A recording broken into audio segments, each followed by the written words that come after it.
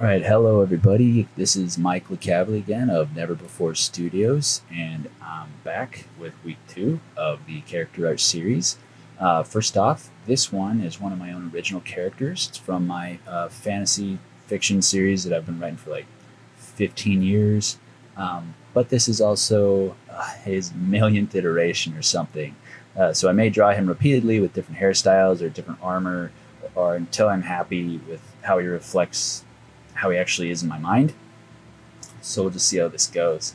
His current age in this drawing is 8 years old, and drawing a kid that doesn't look creepy can be a challenge, at least in my opinion. So last week I discussed working from your own skill, and that was probably useless for the vast majority of you out there. So how does one actually develop art skill, right? If you're not attending art school, or if you just let the skill fade away. So what you can do is start drawing from reference, or if you're a complete beginner, adjust the opacity of a layer and trace over it, even with vellum paper as they call it. If you want a more stylized appearance, then you can blur out the image a bit and try to capture the main forms of the landscape or character you're working on so you don't get bogged down in the details. You can even draw very large at first, and from far away, because you don't want to start with a fine tip pen or pencil. You want to save that for the end. At least that's how many artists take that approach. One of my all-time favorite artists, James Gurney, who painted the Dinotopia books, he would set up his own scenes in his studio wearing props or even sculpting references out of clay, and then he'd draw over the top of this. If you're like me and you don't have a huge studio space, then you can quickly throw something together in the free 3D software called Blender. I'm thinking of creating a crash course on Blender at some point, but we'll just see how this goes at first. Because honestly, my end goal is just to do more art. So after you finish drawing, or actually draw something that you're really proud of, or at least you don't hate, then you can perform iterative drawing or repetition. So attempt to draw the same thing from memory as many times as possible. Reference back over to the original image once you're done with an iteration and see where you messed up or where you can improve. But this is absolutely it's necessary if you want to add to your visual library. I remember when I used to study Japanese, there's 3 different alphabets, hiragana, katakana, and kanji. And whether I was working at a restaurant or I was at school, or even if I had napkins, I would repeatedly write the characters over and over and over again until they were stuck in my brain. And if I would mess up, I would start over all the way from the beginning. And this really solidified my memory. And the same goes for art. So if you've ever heard of Jung Gi, do yourself a favor and look him up. This man's visual library and understanding of perspective is so powerful. He'll draw for hours on end in front of a live audience, and it's absolutely stunning. I'll post a link to his work below the description. So, but onto a more philosophical question. Why do you want to do art? Do you want to look cool? Is it a skill that you need for future projects? And for the record, I don't think any answer is wrong. Who doesn't wish they could just whip out a pen and paper and blow people's minds, right? But the more clear your vision for doing anything, the more likely you are to follow through and accomplish whatever it is you set out to do. For me, as I mentioned before, I have a series of fantasy novels I've been working on for 15 years, and I want to breathe life into the characters to share with the world. So that's exactly what I'm doing. And I want to follow in the footsteps of my heroes like Hironobu Sakaguchi, who made Final Fantasy, and Hayao Miyazaki of Studio Ghibli. These guys are monoliths in the art world. But I wish I was more like Stephen King or Brandon Sanderson with my writing, and I could just pump out book after successful book, right? But most days I feel more like George R.R. Martin, Game of Thrones, where I meticulously go over every detail to get the lore perfect. But I don't want to do myself a disservice by comparing myself to Martin. I want to be more like Patrick Rothfuss, who wrote The Name of the Wind, which is a phenomenal book.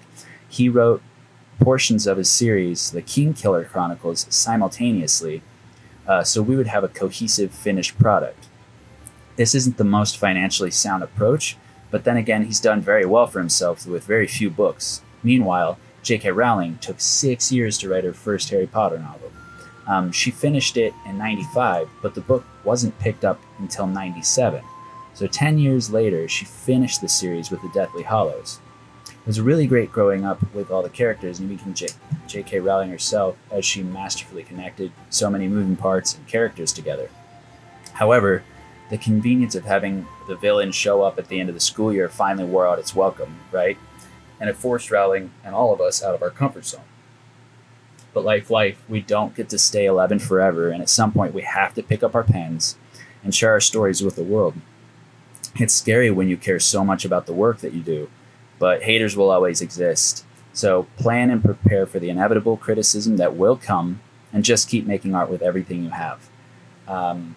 For me, I'm not even anywhere close to where I want to be with my art skill, but I need to produce more content. So I may not do art talks to accompany the art videos. It's already 108 degrees here in Arizona in April, and my little office space is getting quite hot. So I do want to continue making these art videos. So, but if you enjoy the talks, let me know, because that'll just give me more of an initiative to wake up in the morning and record before that sun gets out. Typically, I'm up writing anyways. That's one thing I do consistently, believe it or not, more than art. But art is something I've always done, and it's something that people kind of expect of me. But like I said, I don't know if I'll ever get to the point where I'm satisfied with my skill. And it's because I moved from project to project. I don't just sit and work on a painting for a month at a time, or because I really like the story process. I really like seeing where characters go and what happens to them. And when you spend that much time on a single painting, you're only focused on one facet of the larger whole. And so that's why I've spent most of my time writing. Believe it comes more naturally to me, even though I got to a point where I was, I believe, very good at art. I allowed the art world to change me. When you go to college, they essentially have you throw out the playbook on everything you've done. And I was an anime guy. It's really what I drew constantly and consistently. And had I continued to do that, who knows, maybe I would have made my own manga. But instead, I let the world get to me. And I hope that doesn't happen to you. I mean, if you like traditional art, or if you like oil painting, do that. The reason I don't do oil painting is expensive.